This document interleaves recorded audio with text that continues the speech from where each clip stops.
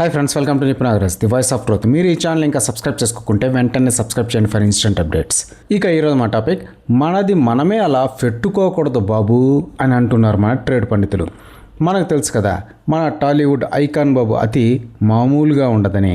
Late వయసులో star అవడం వల్ల లేక మరేదైనా మానసిక సమస్య తెలియదు, కానీ ఆ అతి చూస్తే నీ ఏజ్ ఏంటి, కింద గేజ్ ఏంటి, నువ్వు చేసే ఇంటర్నిబ్బ ఏషాలేంటి అని అడగాలనిపిస్తుంది ఎవరికైనా. గతంలో ఓ ఫాలే చూచుకున్నట్టయితే తన సినిమా రిలీజింగ్ సందర్భకంగా తన విగ్రహాలను తానే తయారు చేయించి థియేటర్లకి పార్సల్ చేశాడు. అది చూసి ఓరిని ఫాసుగల వీధుల్లో డైలీ గాంధీ తాత విగ్రహాలు చూసి తాను ఎందుకు పెట్టుకోకూడదు అని అనుకున్నాడో ఏమిటో నా రొట్ట అని అనుకున్నారు ప్రజానీకం.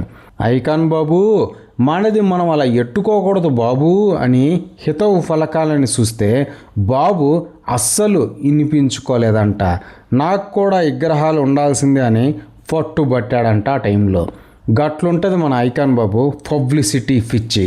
గంతే కాదు, గా మధ్యన హైదరాబాదులో వాళ్ళ డాడీ మనీతో ఒక సినిమా థియేటర్ కట్టుకొని గా థియేటర్ లాబీలో అంతా మనం బెడ్రూమ్లో కదా ఫోటో ఫ్రేమ్లు ఎట్టుకున్నట్టు తన ఫ్రేమ్లన్నీ తగిలించుకున్నాడంట. బాబు చాలా ఎబ్బెట్టుగా ఉంటుంది అది. గిది మన పర్సనల్ స్పేస్ కాదు, పబ్లిక్ స్పేస్ కదా. పైగా మీరు ఇంకా శతకోటి లింగాల్లో ఒక బోడిలింగమే తప్ప మీరేమి లెజెండ్ కాదు కదా అని అంటున్నా కూడా వినిపించుకోలేదంట. ఇక ఇప్పుడు లేటెస్ట్గా వైజాగ్లో ఇంకో థియేటర్ కట్టుకున్నాడు ఐకాన్ బాబు. దాని ఓపెనింగ్ సందర్భకంగా ఒక 30 మంది ఫేడిగాళ్ళకి పేమెంట్లు ఇచ్చి తాను రాగానే రోడ్డు మీద గోల చేయాలి అని కాంట్రాక్ట్ కూడా మాట్లాడుకున్నాడు. ఇక థియేటర్ లోపల కూడా అల్లూరి సీతారామరాజు లెవెల్లో తన ఫుచ్చాఫా విగ్రహం ఒకటి తయారు చేయించుకొని పెట్టుకొని తన విగ్రహాన్ని తానే ప్రారంభోత్సవం కూడా చేసుకున్నాడు కామెడీగా.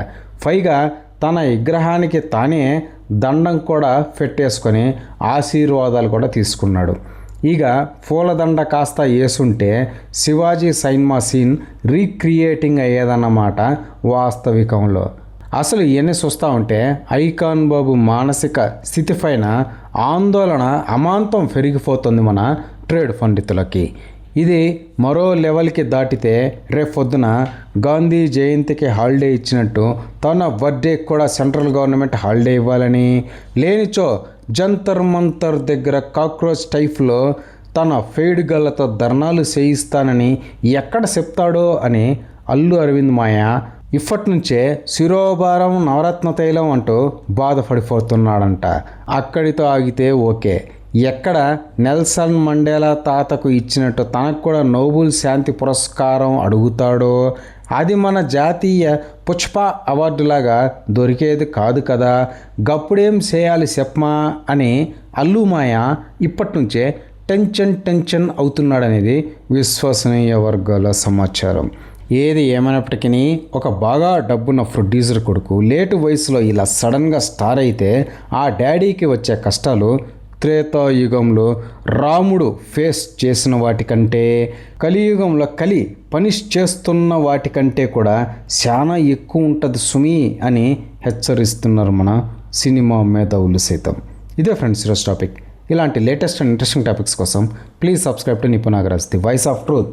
And please like, share and comment this video with your valuable opinions. See you again.